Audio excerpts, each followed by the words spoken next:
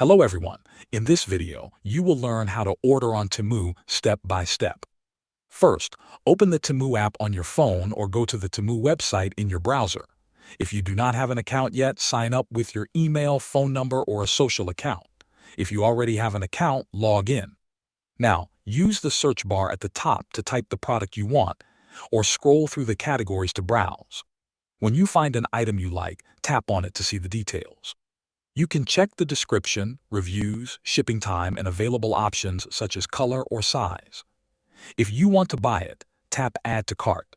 You can continue shopping and add more items, or go straight to checkout. To review your cart, tap the cart icon. Here you can adjust the quantity or remove items. When you are ready, tap Checkout. Enter your shipping address carefully.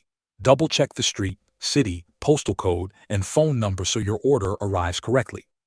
Then choose your payment method. Temu accepts credit cards, debit cards, PayPal, and sometimes other options.